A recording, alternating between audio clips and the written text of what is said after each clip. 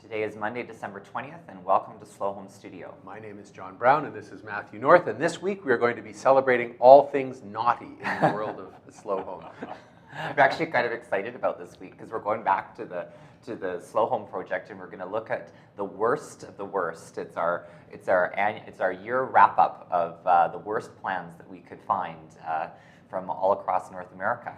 That's right. So if you haven't been watching since earlier in the year, we spent 9 months with the Slow Home community searching for floor plans in 9 different cities, and we found 4,500 plans that were all analyzed and posted on the site. We'll actually have a link to the Slow Home project in the posts, in all of the posts this week.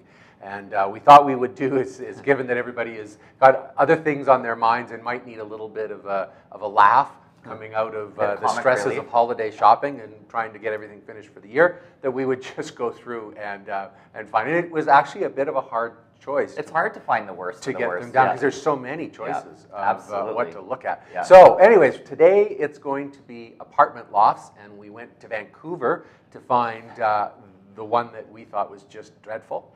It's 1,150 square feet. It's 2 bedrooms, 2 baths with a study.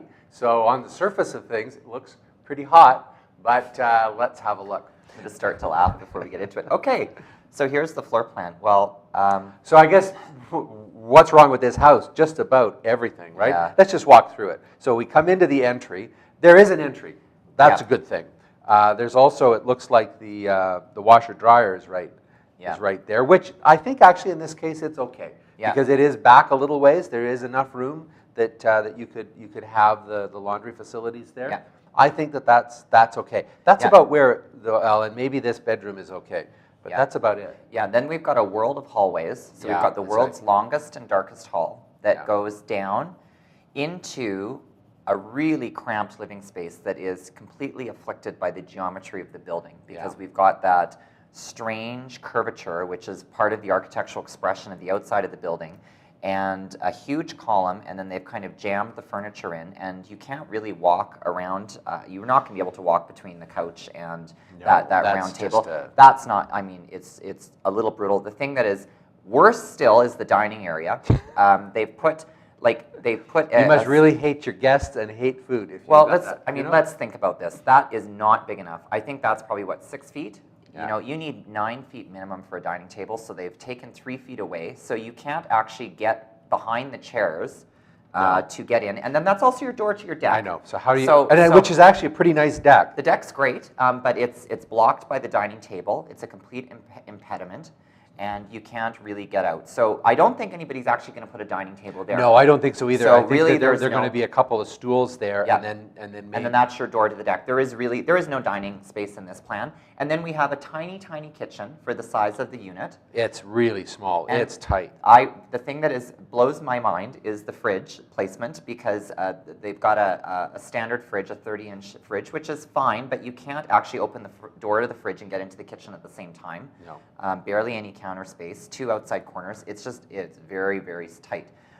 We got to talk about the study. Yeah, well, study closet. It's actually a big closet. It is a closet, and it's got a window into the dark hall. So when you're sitting on your desk, you can look out your dark window into darkness. Well, and we talk about this in our courses that that it's the classic false labeling where you just take a part of the plan, deficient part of the plan, and call it something. And this is a closet. Yeah. And it actually would make a heck of a good laundry room. It actually would have been really nice if you just expanded the kitchen into it, but adding that study onto the feature sheet is probably $30,000, $40,000, $50,000 more in the real estate price. No matter how unpleasant, miserable it is to actually be in. So that's something to really watch, and you see it a lot in Vancouver and Toronto, where there's high real competitive condo market. Yeah, and they're always trying to load up the feature sheet. The other thing we have to talk about, look at the guest bedroom. Okay, so the shape of it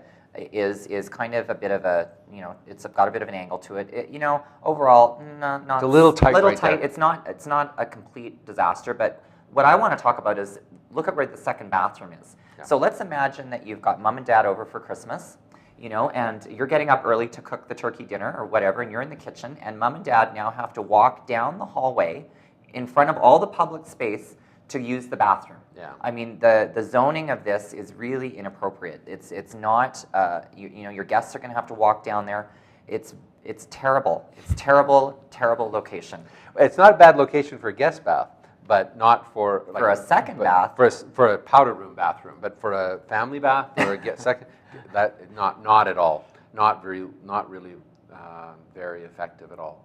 I also don't like the fact that there's only the 2 vanities, or there's 2 sinks and not enough vanities. Well, there's no storage. No. There's no storage. And there's a lot of hallway space right there. And then barely enough room for a bed for the master. And then you've got a view right into the closet, which is always something that you really like. Try to put in all of your designs is you like to lie in bed and look at your clothes closets, because that's really that's me. Really important. All right, well, on that note, I think that's probably enough for today. Off you go, get your shopping done, and tomorrow we're going to be talking about the worst townhouse in North America. See you then.